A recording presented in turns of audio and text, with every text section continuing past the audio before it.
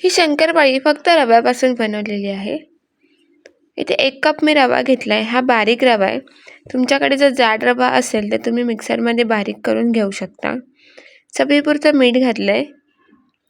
मीठसुद्धा तुम्ही तुमच्या आवडीनुसार कमी अधिक करू शकता. त्याच्यानंतर चिमूटभर हळद घातली आहे मी. अगदी थोडीशी हळद घातली आहे. रव्याच्या तिखट शंकरपाळ्या बनवतोय आपण. तिखट म्हणजे एकदम झणझणीत तिखट नाही, असं स्लाइटली तिखट लागलं पाहिजे. थोडीशी लाल तिखट घातलं आहे. आता मी इथे एका कडनं घेतलं आहे. तेल गरम करायचं आपल्याला म्हणून 2 चमचे तेल घातलं आहे. आता हे गरम करत ठेवणार आहे गॅसवरती. हे तेल एकदम कडकडीत गरम करायचं आहे आपल्याला.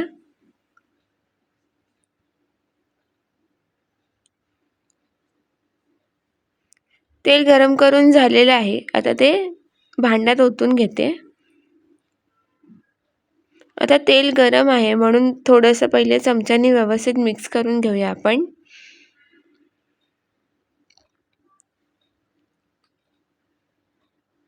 व्यवस्थित मिक्स करायचं आहे. त्याच्यानंतर थोडंसं हाताने मिक्स करून घेतलं. थोडं थोडं करून गरम पाणी घातलं.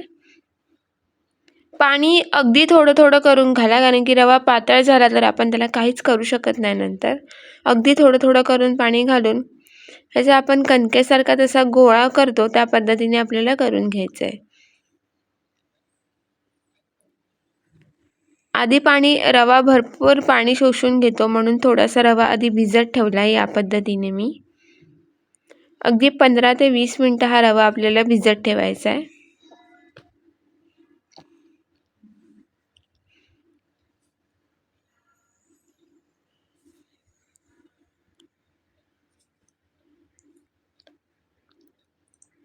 पंधरा मिनिटं झालेली आहेत. बघूया, रव्याने चांगलं पाणी शोषून घेतलंय, तुम्ही बघू शकता.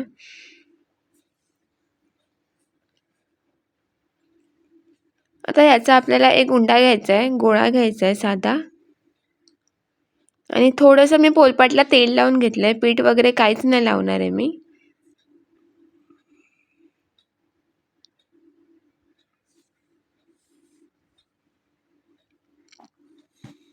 आता आपण याची नॉर्मल जशी चपाती लाटतो त्या पद्धतीने आपण लाटून घ्यायचं आहे.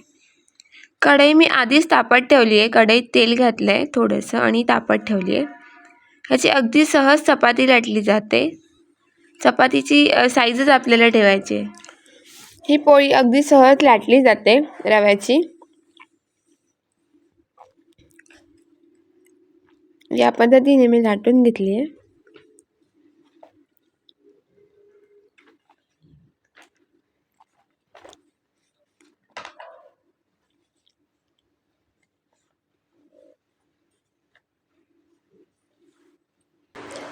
ही रव्याची पोळी लाटून झाल्यानंतर आपण त्याला पहिले त्या साईडच्या कड्या आहेत ज्या वाकड्या तिकडे लाटल्या गेल्या आहेत त्या कापून घेणार आहोत.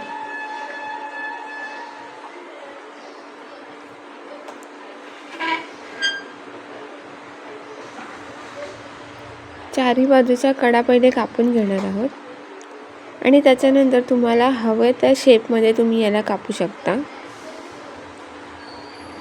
आता मी ह्याला थोडंसं शंकरपाळीचा आकार देणार आहे.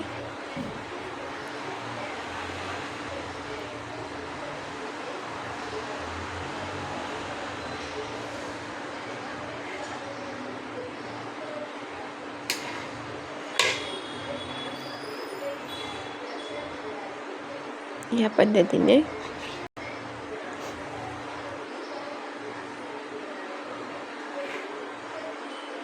मी सगळ्या शंकरपाळ्या कापून घेते आहे.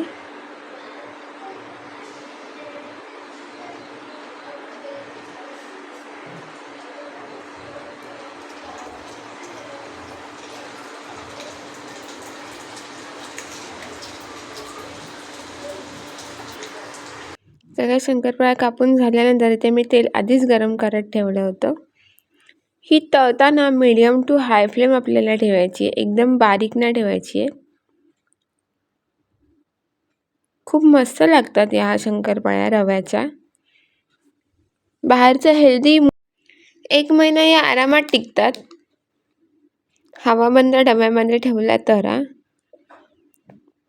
खूप मस्त आणि खुसखुशीत होतात त्या शंकरपाळ्या.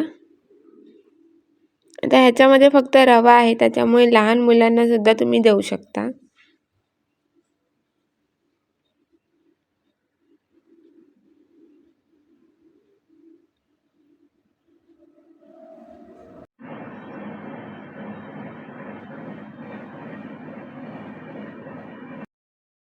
या पद्धतीने मी सगळ्या शंकरपाळ्या तळून घेते.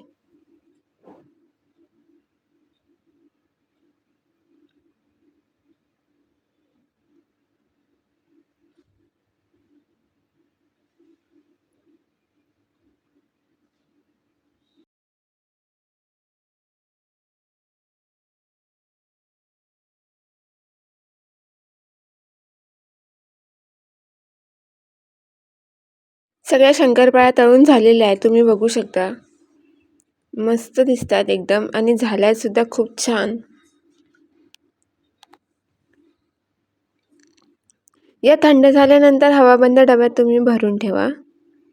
आता या तुम्ही दोन पद्धतीने करू शकता. एक तर अशा साध्या सुद्धा करू शकता नॉर्मल, किंवा याच्यामध्ये तुम्ही थोडंसं मीठ, हळद आणि लाल तिखट घालून सुद्धा खाऊ शकता.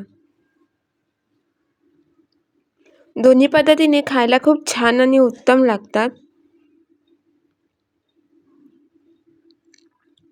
एकदा नक्की करून बघा अशी शंकरपाळी.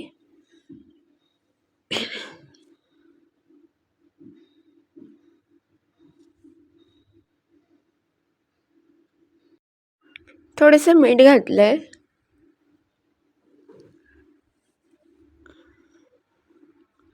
अगदी चिमूटभर लाल तिखट घातलंय आणि तेवढीच चिमूटभर धना पावडर घातली. मी अगदी चिमूटभरच घातली, तुम्ही बघू शकता. आता हे व्यवस्थित मिक्स करून घेतलंय.